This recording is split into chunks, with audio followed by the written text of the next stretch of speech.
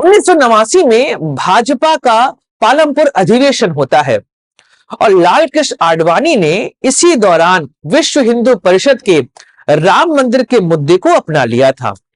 ऐसा नहीं है कि लाल कृष्ण आडवाणी ने जब भाजपा के इस अधिवेशन के सामने राम मंदिर का मुद्दा रखा तो सभी ने उसे सहजता से स्वीकार कर लिया था। 2009 का चुनाव लाल कृष्ण आडवाणी की लीडरशिप में भाजपा ने लड़ा था, लेकिन इस चुनाव में भी भाजपा को हार मिलती है और यूपीए की सरकार बनती है। लाल कृष्ण आडवाणी हमेशा से पीएम इन वेटिंग ही रहे और वर्तमान समय में भी वह पीएम इन वेटिंग के नाम पे ही जाने जाते हैं। लाल कृष्ण आडवाणी अपनी कट्टर हिंदू छवि को छोड़ते हुए एक सेकुलर नेता का चेहरा अपने ऊपर लेते हैं और इसी दौर में पाकिस्तान पहुंचते हैं और वहां पर वह मोहम्मद अली जिन्ना को एक सेकुलर इंसान बताते हैं। यहां से लाल कृष्ण आडवाणी की राजनीति का डाउनफॉल शुरू होता है। हेलो और नमस्कार दोस्तों, भारतीय राजनीति में व्यक्तित्व हमेशा से हावी रहा है। क्या बात करें आजादी के पहले की और क्या बात करें आजादी के बाद या वर्तमान स्थिति की। जहां पर आजादी के पहले भारतीय राजनीति महात्मा गांधी के इर्द गिर्द घूमा करती थी, वहीं पर आजादी के बाद यह शुरुआती दौर में गांधी नेहरू परिवार के चेहरे पर आधारित हो चुकी थी।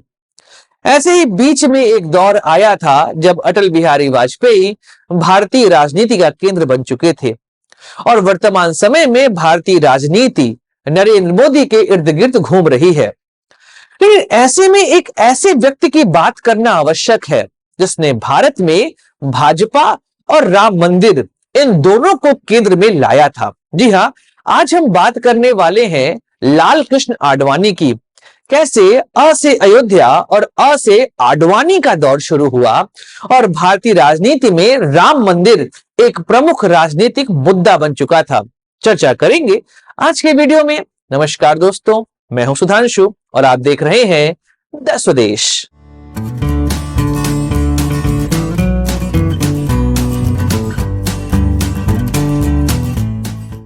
लाल कृष्ण आडवाणी और इसके बिना भाजपा की राजनीति को आप नहीं पहचान सकते। वर्तमान समय में भाजपा जिन बुलंदियों पर है, उस बुलंदी का अगर आप श्रेय भारतीय प्रधानमंत्री नरेंद्र मोदी को दे रहे हैं, उससे अधिक श्रेय यहां तक लाने के लिए लाल कृष्ण आडवाणी को मिलना चाहिए। आज हम चर्चा करेंगे इन्हीं के बारे में। बात है 1975 की, जब इंदिरा गांधी ने इमरजेंसी लगाई थी। इमरजेंसी के बाद कई सारे नेताओं को जेल में डाल दिया गया था। इसी दौर में जेपी मूवमेंट की शुरुआत होती है और 1977 में कई सारी पार्टियां मिलकर जनता पार्टी बनाते हैं। जनता पार्टी की सरकार बनती है।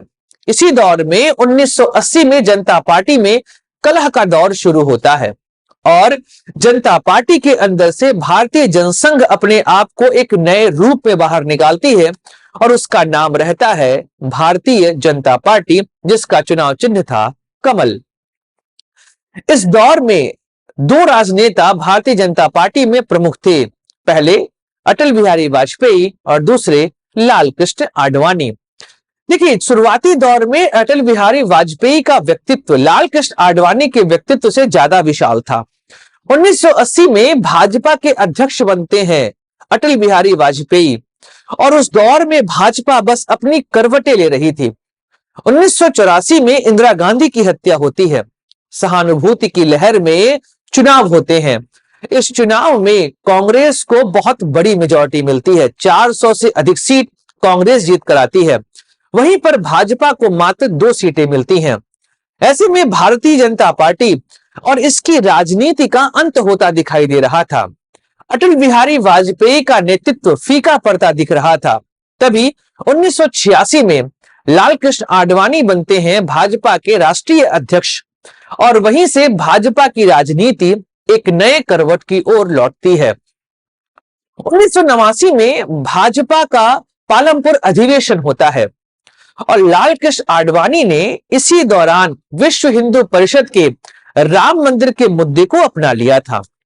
ऐसा नहीं है कि लाल कृष्ण आडवाणी ने जब भाजपा के इस अधिवेशन के सामने राम मंदिर का मुद्दा रखा तो सभी ने उसे सहजता से स्वीकार कर लिया था। ऐसा नहीं हुआ। उस दौर में जसवंत सिंह ने इसका खुलकर विरोध किया। यहां तक कि कार्यकारिणी की बैठक से भी वह लौट कर चले जाते हैं और रेलवे स्टेशन पहुंचकर इस कार्यकारिणी की बैठक का बहिष्कार कर देते हैं। लेकिन लाल कृष्ण आडवाणी ने इस मुद्दे को बिल्कुल भी पीछे नहीं रखा और उन्होंने रथ यात्रा शुरू करी। सोमनाथ मंदिर से रथ यात्रा पहुंचती है अयोध्या की तरफ, लेकिन रास्ते में इसे रोक लिया जाता है। बिहार में लालू प्रसाद यादव की सरकार चल रही थी और उन्होंने लाल कृष्ण आडवाणी के इस रथ को रोक लिया था। और यह दौर है मंडल और कमंडल की राजनीति का। भाजपा को इस रथ यात्रा का राजनीतिक फायदा मिला। राम मंदिर का मुद्दा प्रमुखता से राजनीति के केंद्र में आ चुका था।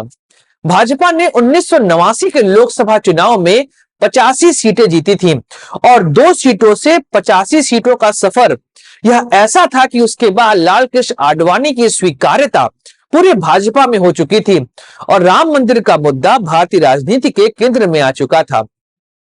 यह वह दौर है जब 1991 में मध्यावधि चुनाव होते हैं और इस चुनाव में भी बीजेपी को राम मंदिर मुद्दे का फायदा मिला और बीजेपी ने अपनी सीटें 85 से बढ़ाकर 120 कर ली। इस तरीके से आप देखेंगे 1991 में भाजपा मुख्य विपक्षी दल बन चुका था और भारतीय राजनीति 2 ध्रुवों पर हो चुकी थी, या तो कांग्रेस और या तो भाजपा। इसी दौर में उत्तर प्रदेश में कल्याण सिंह के नेतृत्व में भाजपा ने अपनी सरकार बनाई और 6 दिसंबर 1992 को बाबरी मस्जिद डिमोलिशन होता है। यह वह दौर है जिस दौर पे लाल कृष्ण आडवाणी और अटल बिहारी वाजपेयी के ऊपर आरोप लगे कि वह बाबरी मस्जिद विध्वंस में शामिल हैं। कई सारे ऐसे स्टेटमेंट भी आपको मिल जाएंगे जिन्हें आप भड़काऊ मान सकते हैं और इसके बाद ही बाबरी मस्जिद विध्वंस होता है। उस दौरान कल्याण सिंह की सरकार ने जिम्मेदारी अपने ऊपर लेते हुए इस्तीफा दे दिया था। इसके अलावा आसपास जो भाजपा सरकारें चल रही थी उन्हें भी बर्खास्त कर दिया जाता है। यह वह दौर है जब भाजपा कंप्लीटली भारतीय राजनीति में अछूत हो चुकी थी। कोई भी इस पार्टी को अपने साथ जोड़ना नहीं चाहता था। इसी दौर में भारतीय राजनीति के केंद्र में अचानक से अटल बिहारी वाजपेयी का दौर शुरू होता है।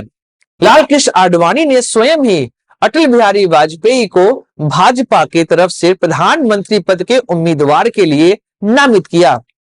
1996 का चुनाव होता है और इस चुनाव में अटल बिहारी वाजपेयी 13 दिनों के लिए भारत के प्रधानमंत्री बनते हैं। यह वह दौर है जहां पर भारतीय राजनीति और भाजपा यह राम मंदिर के मुद्दे और उसके अलावा लाल कृष्ण आडवाणी और अटल बिहारी वाजपेयी के बीच में चल रही थी। इसी दौर में भाजपा को यह एहसास हो चुका था कि सिर्फ राम मंदिर के मुद्दे पर वह सरकार नहीं बना सकती है। ऐसे में अटल बिहारी वाजपेयी और लाल कृष्ण आडवाणी ने एक सॉफ्ट हिंदुत्व का दौर शुरू किया। राम मंदिर मुद्दे को भाजपा के कोर एजेंडे में रखा, लेकिन जब बात गठबंधन की आती थी तो वहां पर उन्होंने इसे साइडलाइन कर दिया। अर्थात जो गठबंधन बनता था उसके केंद्र में राम मंदिर का मुद्दा नहीं हुआ करता था। उसके बाद 1998 और 1999 के चुनावों में भाजपा को यहां पर बहुमत मिलता है और वह अपनी सरकार बनाती है, लेकिन अभी भी सरकार गठबंधन की ही चल रही थी क्योंकि भाजपा को यहां पर पूर्ण बहुमत नहीं मिला था। इसी दौर में 2004 का समय आता है और राम मंदिर मुद्दे की जगह पे भाजपा ने चुनाव लड़ा था इंडिया शाइनिंग के नाम पर और इस दौर में भाजपा को हार मिलती है, एनडीए की सरकार नहीं बनती है और अचानक से भारत में कांग्रेस की सरकार, और उस दौरान जो कांग्रेस का गठबंधन था उसे यूपीए कहा जाता है, उसकी सरकार बनती है और अटल बिहारी वाजपेयी अपने आप को राजनीति से अलग कर लेते हैं। लाल कृष्ण आडवाणी अपनी कट्टर हिंदू छवि को छोड़ते हुए एक सेकुलर नेता का चेहरा अपने ऊपर लेते हैं और इसी दौर में पाकिस्तान पहुंचते हैं और वहां पर वह मोहम्मद अली जिन्ना को एक सेकुलर इंसान बताते हैं। यहां से लाल कृष्ण आडवाणी की राजनीति का डाउनफॉल शुरू होता है। 2009 का चुनाव लाल कृष्ण आडवाणी की लीडरशिप में भाजपा ने लड़ा था, लेकिन इस चुनाव में भी भाजपा को हार मिलती है और यूपीए की सरकार बनती है। लाल कृष्ण आडवाणी हमेशा से पीएम इन वेटिंग ही रहे और वर्तमान समय में भी वह पीएम इन वेटिंग के नाम पे ही जाने जाते हैं। 2014 का चुनाव नरेंद्र मोदी का चेहरा और लाल कृष्ण आडवाणी भाजपा की राजनीति में नेपथ्य में जाते दिखाई दे रहे थे। 2014 में उन्होंने अपना आखिरी चुनाव लड़ा था। उसके बाद उन्हें मार्गदर्शक मंडल में डाल दिया जाता है। यहां तक कि जब राम मंदिर की प्राण प्रतिष्ठा की बात हुई तो इसमें भी शुरुआत में खबरें आ रही थी कि लाल कृष्ण आडवाणी को यहां पर आने से मना किया गया। लेकिन फिलहाल अभी जो खबरें आ रही हैं उसके अनुसार भाजपा के नेता, राम मंदिर ट्रस्ट, संघ और विश्व हिंदू परिषद के नेता लाल कृष्ण आडवाणी के घर पर जाकर उन्हें कार्ड दिया और उन्हें राम मंदिर प्राण प्रतिष्ठा में आने का निमंत्रण दिया। और लाल कृष्ण आडवाणी ने भी इसे सहजता से स्वीकार किया और वह भी राम मंदिर प्राण प्रतिष्ठा में आने के लिए तैयार हो चुके हैं। ऐसे में वर्तमान समय में भारतीय राजनीति और भाजपा की राजनीति कहीं पर भी जाए, लाल कृष्ण आडवाणी के बिना भाजपा की राजनीतिक यात्रा हम नहीं समझ सकते।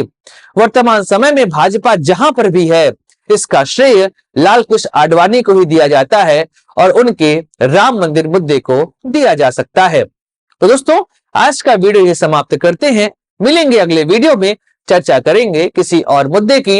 इजाजत दीजिए अपने दोस्त सुधांशु को। लाइक करिए, शेयर करिए, सब्सक्राइब करिए इस चैनल को। जय हिंद, वंदे मातरम, भारत माता की जय।